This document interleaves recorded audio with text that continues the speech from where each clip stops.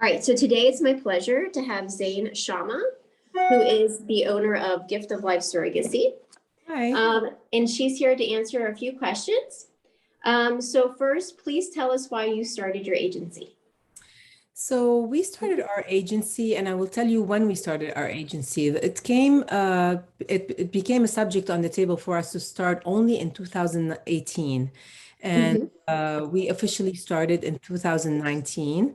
And the reason why our agency is so young, because my husband has Dr. Shamma, who is also founder and the CEO of Gift of Life Surrogacy Agency, has been working in the infertility business for over 30 years.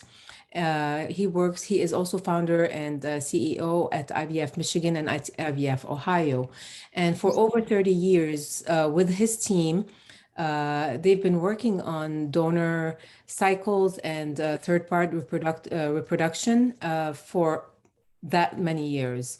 And at one point, he came home and he said, I have so many patients that are coming to me and I'm not able to help them, or that would actually come to them and try to bring their surrogates, and they go through IVF Michigan, but they really don't know what they're doing with the process. Maybe everybody has not gone on our website, but our team is comprised of Dr. Shamma as an REI. I am the COO of the agency, and our recruiter for gestational surrogate is a surrogate herself who has done this for so many years. And she brings so much of her experience to the table. You've contacted her, Emily Westerfield. Emily, yes. Her reputation and all of this is spick and span, and she has helped so many people. So it's Dr. Shamma, myself, Emily. We have Beverly, who has been working with third-party reproduction for over 20 years. So our gestational surrogacy agency is young in age, but the collaborative years of experience is much bigger than that. So he decided that we need to look into starting an agency, and we did. And as you know, starting an agency comprises of so many steps and stages. So we work with wonderful providers that make our process and our approach to agency very unique. So that's how we started our agency, by taking his expertise and bringing it to the table, and having the background of an infertility clinic that is our sister company makes the whole process very seamless and very transparent, and it flows very easily. I can see that. Yeah, I can see. Because just with my journey, the coordination between, the clinic. Exactly. And frustrating. It is very frustrating. And we have a wonderful team who, on the first end of the recruitment of gestational surrogates, know how to and what we need in order for the surrogate to be eligible into the program. A lot of people want to help. You wake up, a lot of people want to get up and they want to help families grow. But just because you want to doesn't make you necessarily eligible. And having that support as an infertility clinic as our backbone makes everything very easy for us to find out more about the eligibility. And I will tell you a little bit more about this as I talk about why we are unique as an agency, and why that step is very important in a little bit. Okay, perfect. So you've already answered number 2, how long? How many cases do you take on a year? So this is the first year we've had babies. We have Congratulations. Yeah, thank you. We were so ecstatic. It started probably in May, and then our 7th baby was just born 3 days ago. Oh, that's wonderful. Yes, it's wonderful. And so that's how many babies we've had this year. We take on anywhere between 20 and 30 cases a year. That's the projection. As you know, intended parents they come to us. Yeah. They come knocking on the doors of agencies seeking help, but gestational surrogates, it's not the same. It's our job to go out there and recruit them. And we take it upon ourselves as a step beyond. When we recruit gestational surrogate, it's not really about finding people who are wanting to be part of the program and wanting to carry for other people. It's also so much that goes into that. It's whether they are eligible or not. And we ensure all of this process happens on the back end before we match the gestational surrogates with intended parents, which means that we recruit gestational surrogates. We gather all of their paperwork to make sure that, they are able to proceed, their OBGYN clearance, their TBs, all of these things we gather at first as like a profile of a gestational surrogate. Then the REI would, in this case, Dr. Shamma would look at the profile and all the papers that we have, eligible or not eligible. He gives us the green light, whether they can even proceed to come into the clinic to get all of their testing and their screening done. At that point, they come in. It's a collaboration between Gift of Life Surrogacy Agency and IVF Ohio, because first they go in and they do ultrasound testing, screening, all of these swabs, blood work, and all of this stuff. And they don't do that by themselves. If they have a partner, their partner does the same steps with them.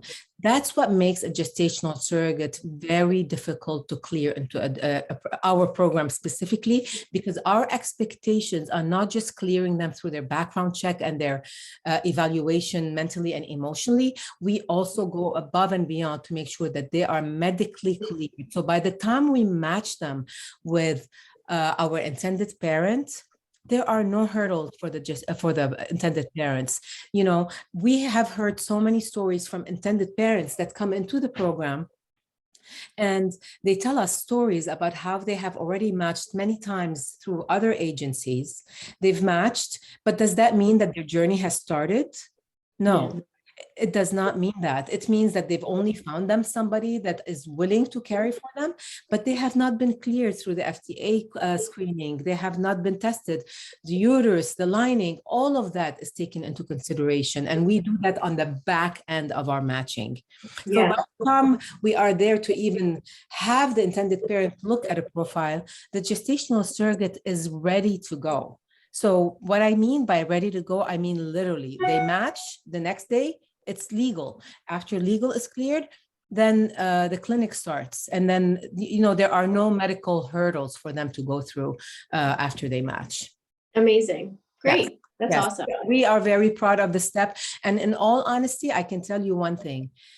I hope that all agencies out there, and I don't know how many there are really. When I got into this, I never really did my research. I don't look at numbers, what other agencies are doing.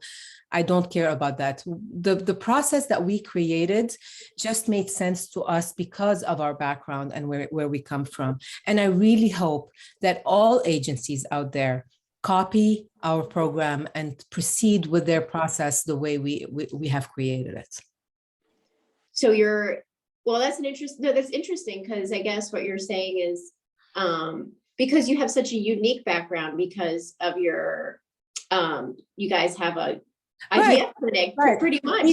We do. But let me tell you something. All agencies can have that affiliation. You don't have to only to own these two things or for you to have. Any agency can find a very reputable infertility clinic that they can do all of these things through. That's interesting. I never thought about lucky. Yes, we are lucky that we have it in our, backyard.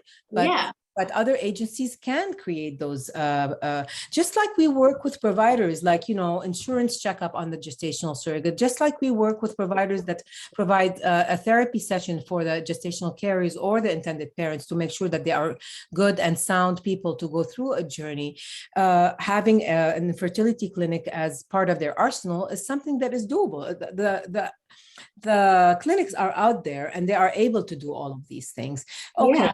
Our team is very special because of how many years we've been doing that. And yes, it does make it super easy because of your communication between both places.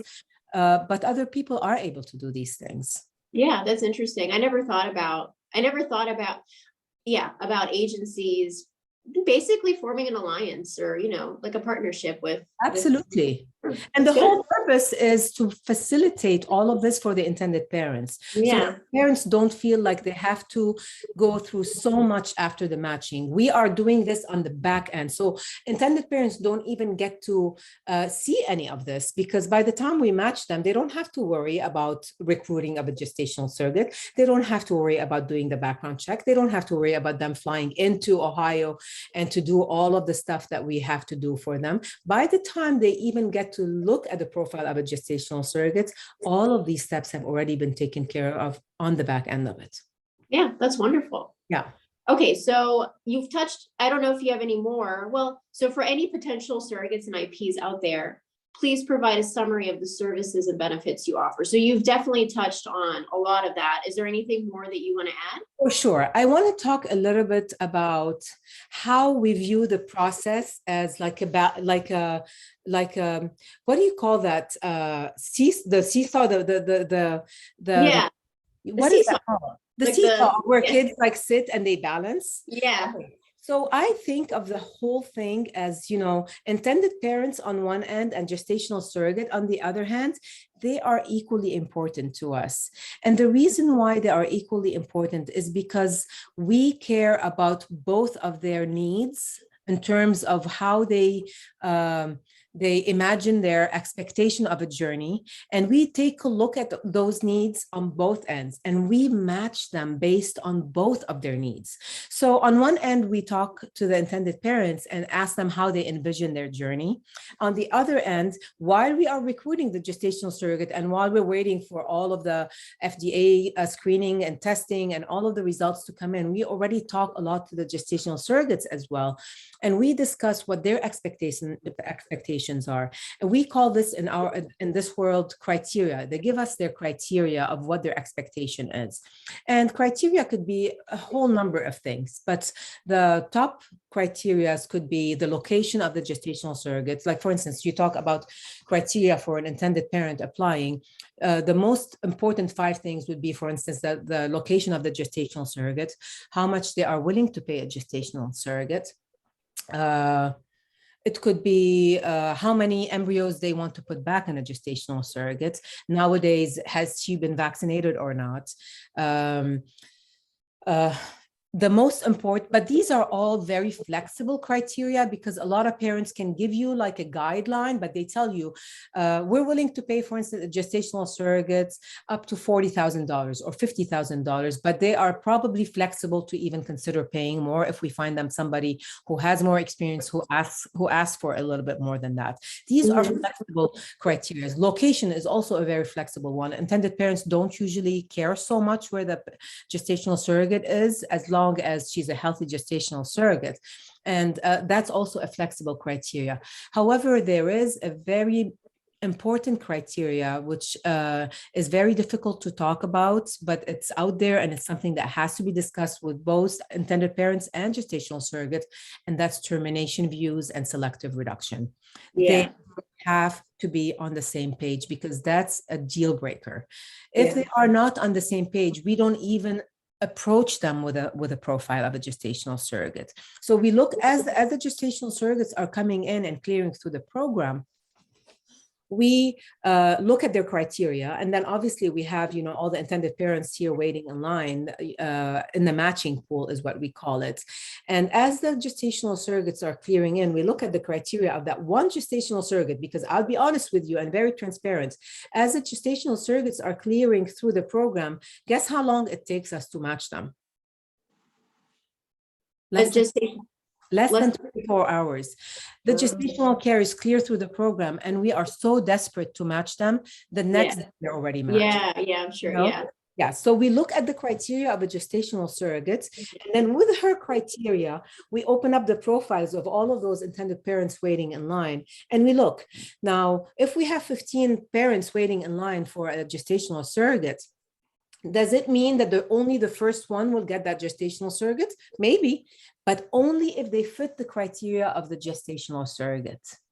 Do you get the Yeah. idea, the image Yeah. of how we match it? So how we match the gestation story. So if the first intended parent matches that criteria of the wonderful gestational carrier who has just cleared through the program, then great. They would be the first ones for us to consider. We go through the first parents, the second, the third, until we find her a match. Once we think that this is a close enough match, if there is one criteria on which the match is kind of like suspicious, it could be a criteria that is flexible. So it could be the location of the gestational surrogate, somebody who has asked for a gestational surrogate who lives in California, but that gestational surrogate lives in Texas, right? Mm-hmm. Do we approach those parents even though this criteria doesn't match? Yes, we do. We do because it's a flexible criteria. We don't think it's something that matters so much. But if it's a criteria that comes to termination, selective reduction, and how many embryos, for instance, they're expecting to put back, then that's something that we don't even consider. So then I'd move on to the next intended parents waiting in line and hoping that that next parent would match. Okay. So number 15 could be the match to that Yeah. gestational surrogates. We have gestational surrogates right now, for instance, and I will not encourage this, but we have gestational surrogates who are not taking the vaccine. Is it hard for me to find them a match? Absolutely. But there are intended parents out there that might consider taking a gestational surrogate who is not wanting to take a COVID vaccine. So Yeah.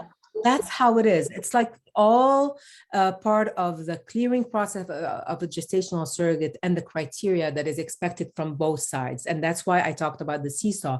It's because both sides are equally important to us, and we value their expectations of the journey equally, and we match them based on that. Okay. Wonderful. Wonderful. Please provide an example of a time where there was an issue during a surrogacy journey and you or someone from your team helped resolve it. I'll be very transparent with you. We've had very few issues. And the reason why we've had very few issues is because of our approach. We are very transparent. Okay, I'll tell you, for example, when intended parents come in and they ask us, how long is the wait? A lot of times as intended parents go on Google and they research their thing, how long do I have to wait with an agency to get matched? Some agencies will put out there 30 to 60 days. Mm-hmm. Okay. Let me explain to you that there is no way we can match anybody in 30 to 60 days. And I will take just a couple of minutes to explain to you why it's impossible. It takes 3 to 5 months to even get cleared through all of the papers of the gestational surrogates, to gather all of their papers of all of their previous deliveries, to get their OBGYN clearances, to get them tested, cleared, FDA swabbed, them and their spouse. It's impossible. Mm-hmm. That long to get a gestational surrogate ready through our program. I'm not saying other programs. Right. Our expectations of clearance for gestational surrogates are up there. And that's why it takes us a long time. Sure, you can match with gestational surrogate overnight, but is she going to be able to go through the journey? That's the big question. Yeah. So because of this approach and because of the transparency that we have with parents, we explain to them the timeline from the very beginning. It takes us anywhere between a year to 18 months. And out there, a lot of the agencies will not match you before 2 years. We've been very lucky. We are very aggressive with our recruitment. And I don't know if you spoke with Emily. She's a very aggressive. She's a gestational surrogate herself. She goes out there, shares her experience. We have a wonderful program for gestational surrogates. And I do want to talk a little bit about why gestational surrogates should consider us as an agency to work with, because we have their back. It's because we care about going through the whole journey with them. After they match, we don't leave their side until they are back home safe with their family. We have life insurance for them. We give them guidance financially. We have support groups for them. We have a whole team of nurses there for them that can support them throughout the journey. That's on the gestational surrogate side. For intended parents, it's the same. We have guidance throughout the journey. We do every step with them. We go through every step with them. So many resources are available for them through our agency to make sure that everything is smooth for them. So are there hiccups? Sure. We'll get a call from an intended parent saying, we've matched, but our gestational surrogate is hesitant about getting her COVID vaccine. We speak with a, gestational surrogate, and I'll tell you, 100% of the times, the gestational surrogates are willing to help, are wanting to proceed with the journey. They don't want to hold up the journey as much as the intended parent Right. hold up the journey. Has there been issues and hiccups about intended parents matching with a gestational carrier that has already made plans to travel to Florida, for instance, during the matching period and during the journey? Yes, but all of this is sorted out with legal and the contract that they make with the gestational surrogates, and all of these things get sorted out, and everybody is happy. Okay, wonderful. Yeah. Okay, so the last question.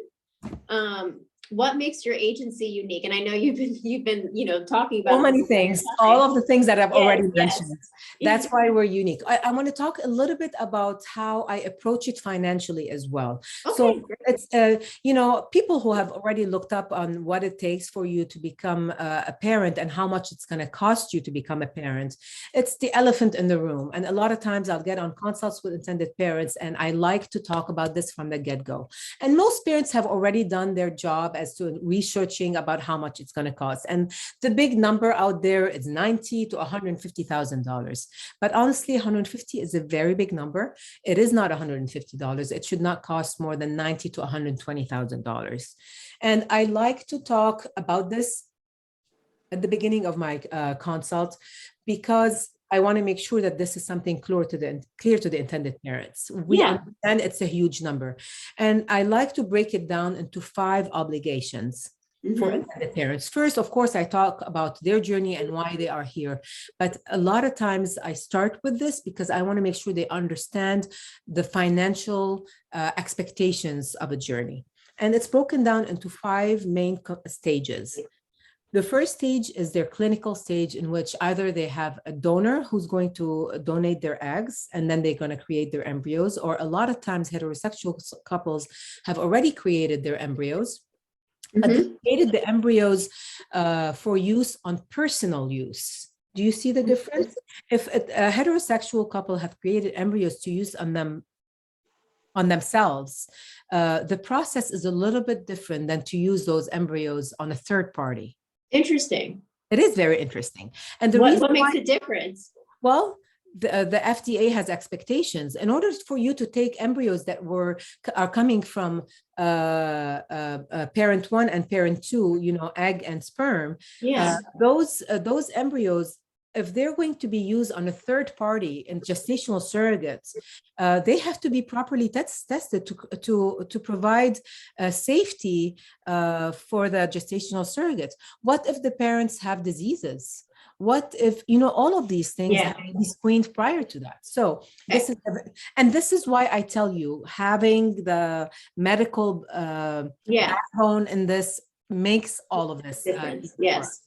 So the first step is donor egg and creating the embryos. Embryos have to be created knowing that they are eligible to be used on a third party. Okay, that's first step. And that can cost whatever the clinic charges them. Sometimes it's 15,000, sometimes it's 20, sometimes it's 25. It all depends on what kind of testing they do on the embryos. Some people do genetic testing, some people don't. Okay, so that's a lot to consider right there in the first step. The second step is doing your job shopping for agency, interviewing agencies and seeing with which agency you click. A lot of times it's personality. A lot of times I'll be talking with intended parents, and right there while I'm doing the interview or the consult with parents, a lot of times it's funny. They go on mute. They say, "Excuse me." And they go on mute and they mute themselves on the screen. And then they come back and they say, "Okay, we want to go with your agency."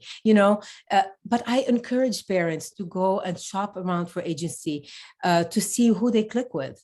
And like I was telling you earlier when we first connected on Zoom, to me as a founder and as an owner of an agency, and I say this to the intended parents all the time, if we have helped in any way, shape, or form, helping couples into that first step, even if they don't end up choosing us as their agency, I feel like I fulfilled my job. And I feel we are very dedicated to this. This is our mission. Building families is our mission, and it means a lot to us. So a lot of times I urge the intended parents with whom I do a consult with to please stay in touch. Even if you end up choosing another agency, let us know that you found your agency somewhere else, and so I can tell you good luck and wish you well. So donor egg and creating embryos. Second one is agency and agency fee. So a lot of agencies will charge you X amount number to hire them as agencies. I don't know what the numbers out there. Honestly, I did not do my homework when I created my agency. I just thought my agency and how much it costs. So for us, an agency fee, it's only one package that fits everybody's need. We call it our comprehensive care package, and it's $33,000 for the agency. And when we decided how we want to do this, I didn't feel comfortable, and that's what makes us unique. So that answers one of your questions that you asked a little bit earlier. I didn't feel comfortable asking all that money from upfront. So when sign up with our agency, I don't expect them to pay that fee right away. I do divide the agency package into 3 separate payments. The first one is when they agree to hire us as their agency, and that's upon agreements. They do 1/3 of the compensation, the package. And then the next time they have to pay us is when we match them. So do you see how much leniency there is? Because there's a lot of time between the first day when they join the matching pool of an agency, and there's going to be a few months before we match them. So I feel like financially that kind of breaks it down and makes it more digestible for the intended parents. And I think that's a unique approach for sure. So we break it down into 3 separate payments: upon agreement, upon matching, and when the gestational surrogate is ready to do her IVF transfer. Okay. So clinic, agency, base compensation. We spoke about base compensation. Base compensation for a gestational surrogate is a number that was kind of put out there by gestational surrogates themselves based on their experience. So the ones that are doing this as a first journey get paid anywhere between $30,000 and $35,000. And the more you have experienced, the more they get paid. The maximum is $60,000. At least that's in our agency. And at that point, I would like to talk a little bit about insurance, because that base compensation is based also a little bit about whether the gestational surrogate has an insurance that is friendly with surrogacy. So if she does, then she gets paid, instead of $30,000 as base compensation, $35,000. And if she does not, then we have to figure out getting her a plan through open enrollment, or the intended parents are then free to buy her a separate policy, but then that would cost like around $30,000, and it's preferable for you to stick to open enrollment. Yes. So that's the third financial thing. It's base compensation. The fourth one is because it comes after the base compensation, it's because of the legal process you have to go through. After you match with a gestational surrogate, you have to go through legal, and legal is a very big deal in this contract. The gestational surrogate has her representation. In our case, representation is paid for by the agency. It's part of the package that the parents pay for. But intended parents have to find their own legal representation. Obviously, we can guide them. But a most important point I want to talk about is 2 things. Their lawyer has to be a lawyer that has experience with ART, assisted reproductive technology. And their representation has to be from the same state of their gestational surrogate, not where the agency is, where the gestational surrogate resides. So if the gestational surrogate resides in Ohio, and the parents, even if they are from New York, or even if they are from California, wherever they are from, they need to connect with a lawyer who is from the state of Ohio. Okay. So that's the legal fee, and that would cost anywhere between $4,000 and $6,000. And then the last financial expectation for the parents to pay is the clinic for the transfer of the embryos to the gestational surrogates. Yes. These are 5 important, this is where all that big money that we talk about in this world, 90 to 120. And you see now why it's 90 to 120. It's because that whether that base compensation is the most difference where it makes. So if the gestational surrogate has carried 3-4 journeys before, then she gets paid $60,000. And Right. that's when you see that 90 to 120, that $30,000, that's where the number is different. Okay. That's great. Did I Thank bring you it so down? much. I hope. I'm You know, and like I I'm said, gonna have to edit this. Because I think Instagram might have like a limit. I know what you can choose to see what you want to put, but really, this is like what I just talked about right now. Really, it's A to Z gestational surgery. Yes. And I think it really conveys your passion. And I think it's a great, I think it's great. I thank you so much. I mean, Okay. I think it did what it was supposed to do, this interview. I mean, it Okay. shows that you are very I hope detailed, so. yes, absolutely. Yes. And we do this with every intended parents that comes Yes. to us. We break it down for all of them. We have resources that we give them. We have all sorts of couples that come to us, heterosexual couples, gay couple, transitioning couples, everything. Wonderful. Wonderful. Yeah. Well, Zein, thank you so much. I really, really appreciate it. Very welcome. Very welcome. I wish you have a everybody wonderful- good luck. Oh, thank you. All right. Thank you so much. Have a great day. Bye. Bye.